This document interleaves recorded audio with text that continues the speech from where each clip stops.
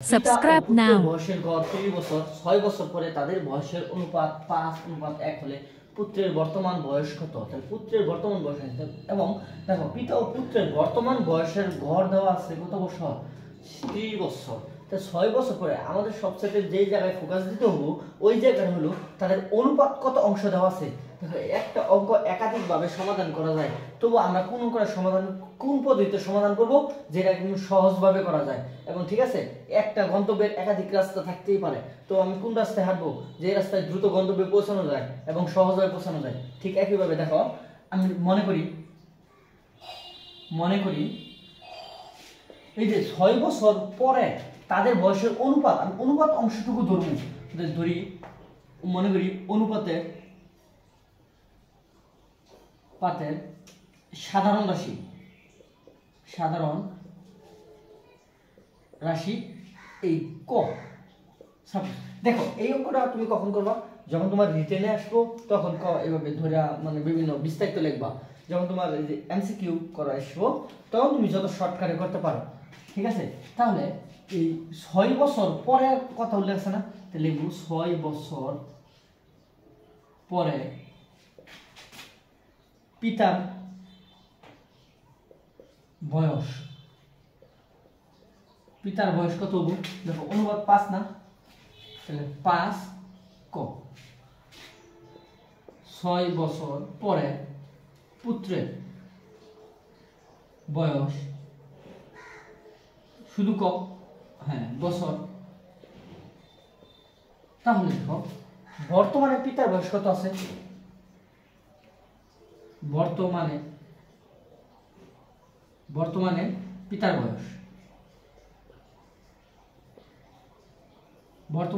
বয়স দেখো পরে এবং পূর্বে দুইটা জিনিস মনে রাখবা সবচেয়ে গুরুত্বপূর্ণ। ধরো এটা বর্তমান আছে, বর্তমান একটা জিনিস, হ্যাঁ বর্তমান। যদি পূর্বে কয় মানে আগে, পূর্বে বললে আগে এবং পরে বললে পরে মানে পরে। ঠিক আছে, পূর্বে মানে আগে বোঝায়, পরে মানে পরে বুঝাইতেছে। দেখো পূর্বে যদি বর্তমানের সাথে যদি পূর্বে শব্দ থাকে তাহলে বর্তমান থেকে বিয়োগ করতে হয়। বর্তমান থেকে কি করতে হবে? বিয়োগ। পূর্বে শব্দ থাকলে বর্তমান থেকে বিয়োগ করতে হয় এবং পরে শব্দ থাকলে বর্তমানের সাথে যোগ করতে হয়। তো এটা কি করবো? বিয়োগ। আর এটা কি করতে হয়? যোগ করতে হয়। যেমন ধর বর্তমান যদি x হয় 5 বছর পূর্বে, কয় বছর? 5 বছর পূর্বে। 5 বছর পূর্বে মানে বর্তমান যদি x হয় তাহলে 5 বছর পূর্বে কত হবে? x - 5। এবং যদি বলে 5 বছর পরে, 5 বছর পরে কি হবে? x + 5। ঠিক আছে, তাহলে এই x + 5 হলো কি 5 বছর পরে। তাহলে 5 বছর পর থেকে যদি বর্তমানে আমি আনতে চাই তাহলে 5 বিয়োগ করতে হবে কিনা? তাহলে দেখো পিতার বর্তমানে পিতার বয়স, তাহলে 5 বছর পরে পিতার বয়স ছিল কত বছর? 5 কে। তাহলে 6 বছর পরে পিতার বয়স হবো 5 ক। তাহলে বর্তমানে পিতার বয়স কত? 5 ক বিয়োগ 6। তাহলে বর্তমানে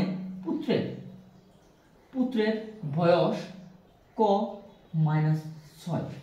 ঠিক আছে, এই বয়স ধরে কি পেলাম আমি? বর্তমানে। দেখো এই বর্তমান, পূর্বে এবং পরে এই সমস্যা সলভ হয়েছে তো নাকি? দেখো পরের অংশটুকু আমরা দেখি। তাহলে এবং বর্তমানে তাদের এই পিতা ও পুত্রের বয়সের গড় মানে কি? সংখ্যাগুলোর যোগফল। আমরা জানি গড়ের সূত্রটা কি? গড় সমান কি? সংখ্যাগুলোর যোগফল বাই সংখ্যাগুলোর সংখ্যা। তাহলে দেখো এখানে বর্তমানে বয়সের গড় আছে না, অতএব শর্ত মতে দেখো এখানে পিতা পুত্র ব্যক্তি কয়জন? দুইজন ব্যক্তি না, পিতা এবং পুত্র। তাহলে পিতা এবং পুত্রের বর্তমান বয়স কত বছর? দেখো 5 ক বিয়োগ 6 যোগ ক বিয়োগ 6। এখানে সংখ্যা দুইটা, তাহলে ভাগ 2 ইকুয়াল গড় কত? 3 বছর। তো দেখো 5 ক আর একটা ক কয়টা ক 6 ক 6 -6 আর -6 -12 এই 30 দুগুণে 60 6 ক 60 যোগ 12 তাহলে ক ইকুয়াল টু 60 আর 12 করলে 72 72 বাই 6 অতএব ক ইকুয়াল টু কত না 6 12 72 তাই দেখো ক আমি ক কোন সময়ের সংখ্যাটা ধরছি অর্থাৎ দেখো ক কখন হইছে যে 6 বছর পূর্বে পিতার পুত্রের বয়স ক বছর তাহলে 6 বছর পূর্বে পুত্রের বয়স ছিল 12 বছর তাহলে বর্তমানে পুত্রের বয়স এই যে বর্তমানে পুত্রের বয়স কত পাইছিলাম আমরা বর্তমানে পুত্রের বয়স ক - 6 না তাহলে দেখো বর্তমানে পুত্রের